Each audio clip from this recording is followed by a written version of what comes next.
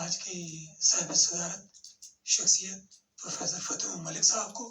کہ وہ ہمیں اپنے خیالات سے نوازیں. پروفیسر فتح ملک صاحب. اقبال آپ کا اختصاص ہے،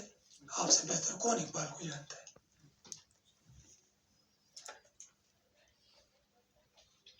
میں الفاظ ڈھونڈ رہا ہوں، مجھے مل نہیں رہے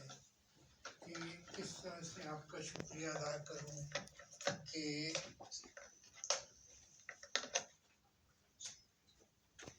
مجھے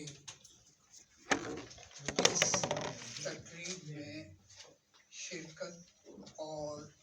ایک مقرر کی تقریر سے بہت کچھ سیکھنے کا موقع بخشا. جہاں تک خورشید نعیم صاحب کا تعلق ہے،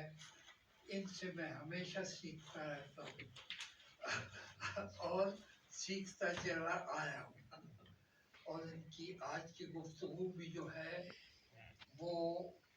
ان کے ذہن سے نہیں، ان کے دل سے نکلی ہے،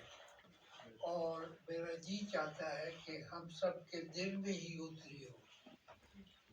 کیونکہ اس کے بغیر ہم اس سے اور اس گفتگو کے فیضان سے کما حق کو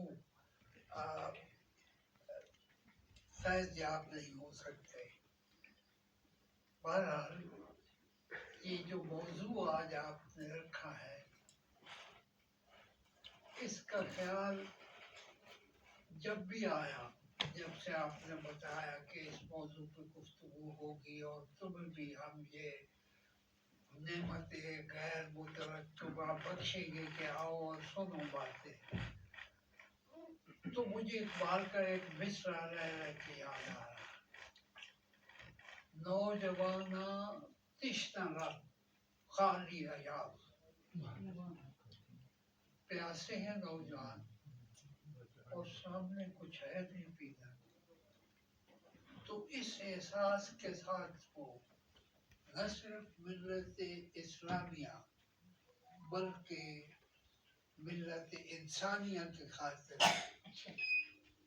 سوچتے رہے، لکھتے رہے،